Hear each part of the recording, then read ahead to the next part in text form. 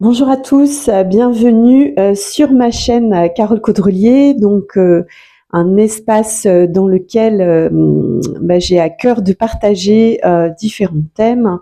vraiment au gré de ce qui me vient intuitivement, donc des thèmes très variés, de façon transversale et holistique, pour vous amener et aussi pour vous partager en fait mes prises de conscience dans l'objectif en fait de pouvoir se transformer et surtout avant même la transformation de notre être et de notre vie, de notre réalité, apporter davantage de liberté parce que pour moi c'est une des valeurs essentielles, c'est la liberté. Donc liberté professionnelle, liberté aussi d'aller et venir, voilà, avec beaucoup de voyages en ce qui me concerne, et puis liberté en fait dans les différents espaces de sa vie professionnelle, quand on a fait aussi le choix de renoncer entre guillemets à une sécurité pour pouvoir adapter son quotidien à son mode de vie, et aussi pour pouvoir caler en fait son quotidien sur les besoins, ces besoins, on va dire physiologiques. Voilà, ce qui est mon cas, c'est-à-dire que j'ai fait le choix déjà d'être indépendante, de organiser mon emploi du temps en fonction un petit peu de comment j'ai envie de m'occuper déjà de mon corps, de mon mental,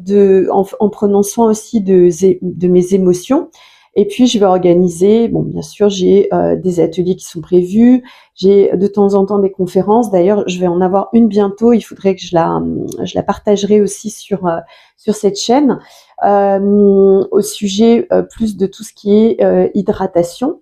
Parce que ça fait partie aussi de notre process biochimique, et ça contribue à des meilleures pensées, un meilleur mindset et donc une meilleure vie, d'être en adéquation aussi corps, esprit et physiologie et alimentation, hydratation. Petite parenthèse. Et voilà, j'ai à cœur donc de vous transmettre pas mal de prises de conscience aussi pour tout ce qui est libération émotionnelle, mentale, psychique, corporelle. Donc c'est ce que je propose aussi en session en ligne ou en présentiel, ou lors de mes ateliers également en présentiel ou en ligne, et bientôt aussi dans le cadre de l'Académie du bien-être intégral. Et au sujet de cette liberté, le sujet que j'avais envie d'aborder aujourd'hui, c'est justement celui de la sécurité. Comment vivre de façon sécure tout en optant pour la liberté. Et la liberté, pour moi, ça va aussi avec, en tout cas en ce qui me concerne, dans ma propre vie et dans la façon dont je vis ma réalité. Il y a énormément d'inconnus, vu que je n'ai pas de lieu forcément fixe. Donc c'est beaucoup de voyages, beaucoup d'allées et venues, de planning aussi qui se mettent en place en fonction de la demande, en fonction du lieu où je suis. Donc il y a énormément d'inconnus. Et le sujet que je voulais voir aujourd'hui, c'est comment s'auto-créer un espace de sécurité dans un environnement extérieur qui n'est pas forcément sécure. Et notamment aussi dans le cadre d'une ou deux relations qui sont pas forcément sécures. Alors, ça peut être des relations professionnelles parce que finalement, on ne sait jamais si on va avoir le maintien de son emploi, jusqu'à quand. Ça peut être aussi des relations sentimentales parce que finalement, rien n'est acquis. Et voilà, c'est toujours une relation, c'est toujours un mouvement en fait entre deux énergies, entre deux personnes. Et donc du coup tout fluctue, et il n'y a rien de vraiment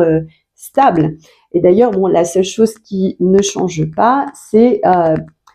justement le changement. Donc, comment évoluer et se créer ses propres espaces de sécurité à l'intérieur d'un monde qui évolue, qui se transforme. Je parlerai pas non plus. Un de ces jours, j'aborderai aussi la question de tout ce qui est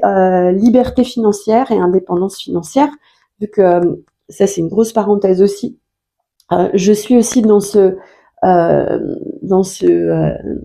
flow-là en fait de créer ma liberté financière. J'ai déjà une partie d'indépendance financière, mais justement c'est d'aller encore un petit peu plus dans cette voie pour malgré le fait d'être libre de voyager, de voilà, faire des vidéos quand j'en ai envie, où je veux, de faire mes coachings un petit peu où je veux, quand je veux, de choisir les dates de mes formations, voilà, les dates de mes contraintes horaires de la journée. Il n'empêche que tout ça, ça participe donc à un mouvement d'à la fois allier la liberté pour avoir de plus en plus de liberté et aussi je revenais aux relations. Bien sûr que dans n'importe quelle relation, en fait, que ce soit extra-professionnelle, sentimentale ou autre, on a envie aussi, ou familiale, on a envie aussi d'avoir notre espace de liberté. Comment donc être libre tout en s'octroyant un espace de sécurité quand l'extérieur, hein, qui nous échappe totalement, sur lequel on n'a pas de prise, peut apparaître totalement insécure. Alors l'idée, c'est vraiment déjà d'acter en fait et de poser en conscience son intention de trouver de la sécurité. Donc ça va être sécurité par exemple financière, quand on a des comportements qui sont un petit peu voilà, où on est toujours en train de flirter, soit avec un découvert, soit avec des trop grosses dépenses, ou soit on n'arrive pas trop à se programmer un petit peu dans le temps. On ne sait pas ce qui va entre guillemets rentrer et ce qui va sortir. Donc ça va être déjà de poser l'intention d'être sécure. Et en fait, moi, ce que j'ai exploré personnellement, c'est que ça part, c'est pas juste une intention, et la sécurité, en fait, finalement, c'est quelque chose qu'on retrouve vraiment dans toutes les sphères. Et je pense notamment, je parlais de l'argent, mais souvent les personnes aussi qui vont être insécures en termes financiers peuvent aussi être amenées à être insécures sur le plan sentimental ou amoureux, avec éventuellement des relations toxiques ou avec des relations dans lesquelles ces personnes vont pas forcément oser imposer en fait leur volonté de sécurité et leur intention de sécurité sans que en fait ça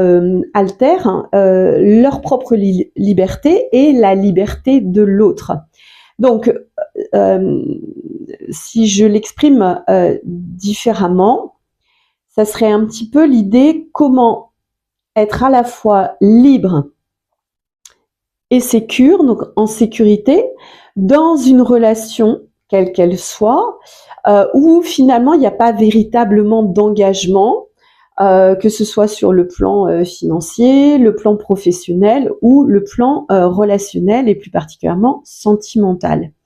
Et ça, c'est vraiment un gros challenge d'à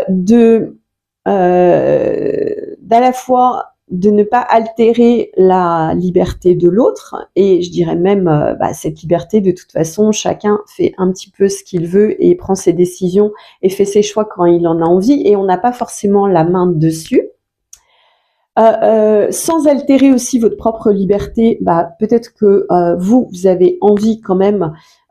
justement de décider qu'à partir de maintenant, vous allez décider que ça, ou dans tel domaine de ma vie, j'ai émis le désir profond et l'intention de me sentir en sécurité, ou de construire, d'aller nourrir ma sécurité intérieure. Et c'est assez paradoxal, mais finalement, on peut arriver à, grâce à cette sécurité qu'on va s'octroyer soi-même, ça va nous permettre de continuer à rester libre dans les différents domaines de réalité que je vous ai présentés. Et ça va à la fois permettre, voilà, à ce qui se fait à l'extérieur, à notre partenaire de vie, à notre famille, à nos enfants, éventuellement à notre employeur, de toute façon qui va pas forcément poser la question, d'être libre aussi de prendre telle ou telle décision. Donc c'est vraiment se créer un micro-espace, ou en tout cas un espace de sécurité à l'intérieur de son espace aussi de liberté, et de pouvoir revenir continuellement à cet espace de sécurité pour pouvoir continuer à avancer de façon sereine et voilà, en se sentant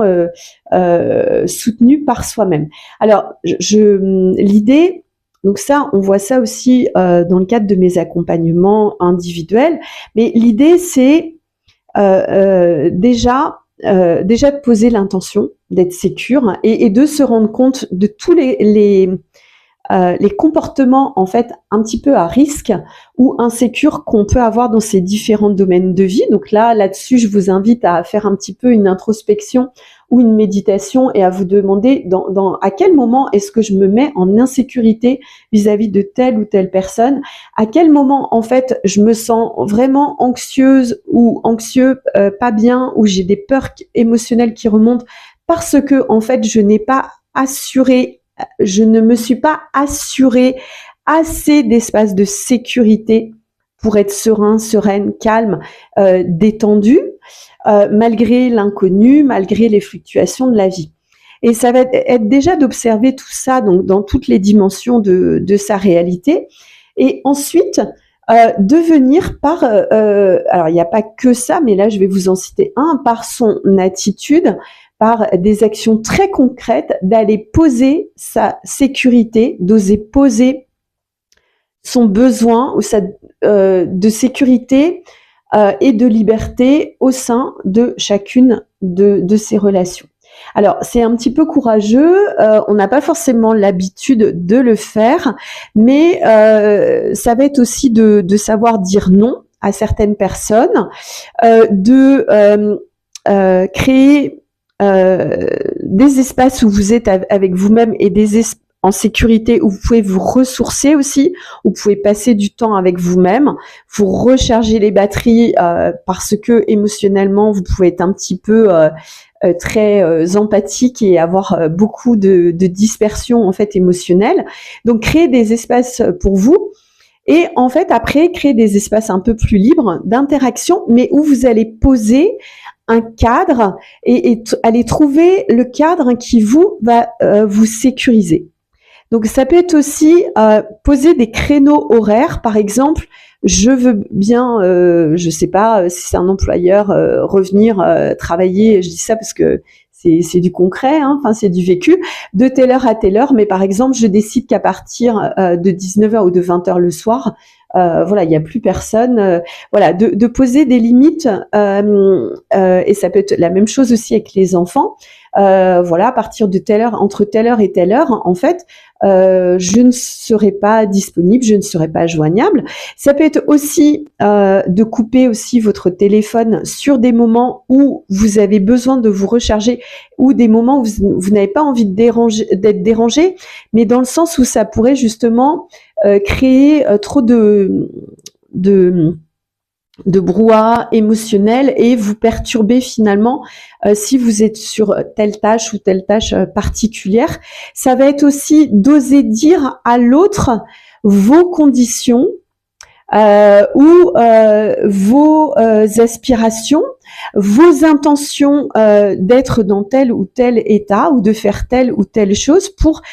fixer en fait un cadre, pour poser clairement en vous les choses. Alors bien sûr, on va pouvoir aussi utiliser la communication non violente, c'est-à-dire parler de soi. Par exemple, je préfère de telle heure à telle heure parce que si c'est après telle heure,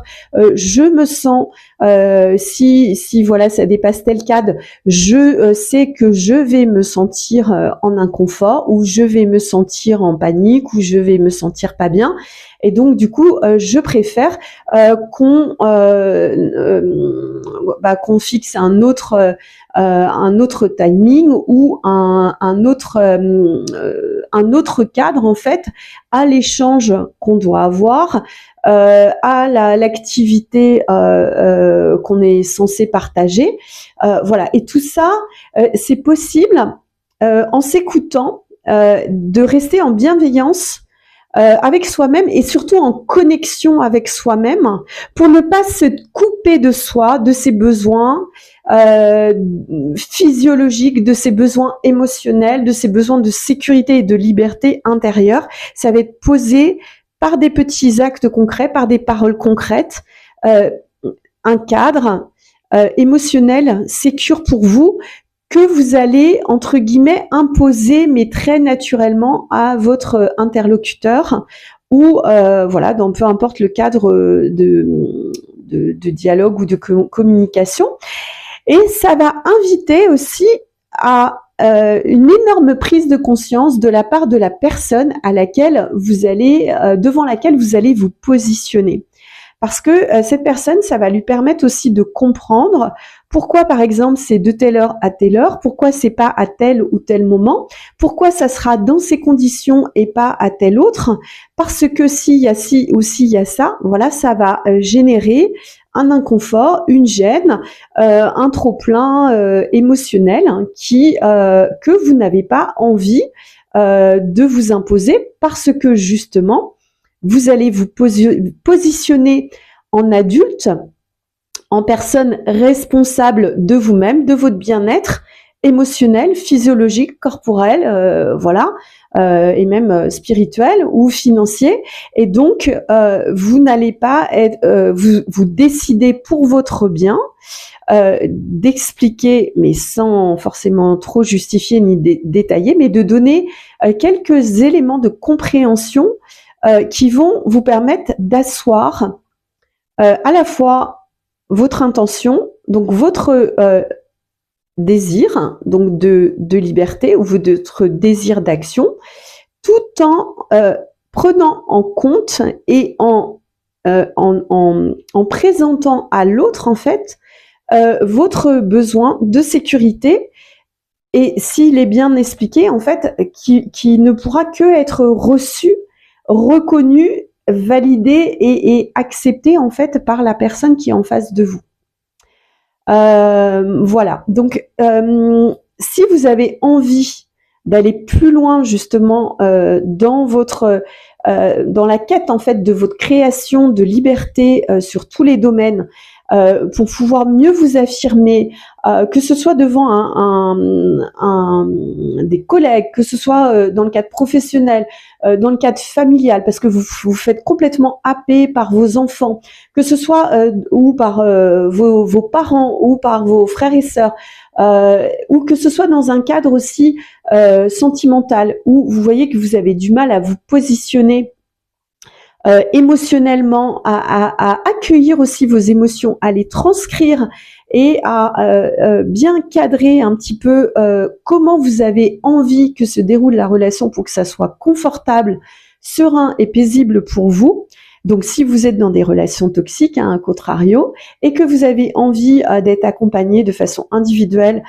dans sur ce chemin de libération et de liberté, pour davantage vous réaliser, pour vraiment être en harmonie avec vous-même, pour retrouver une connexion avec vous-même, dans ce cas-là, je vous invite donc à me contacter en vue déjà d'un premier échange qui est gratuit, ou que j'appelle en mise en résonance, où on va pouvoir aller voir si on peut collaborer ensemble, si mes énergies aussi vous conviennent. Moi, je vois aussi si les personnes qui viennent à moi sont suffisamment motivées aussi pour pouvoir aller dans un programme ou un accompagnement digne de ce nom, où à la clé on va avoir véritablement une transformation de réalité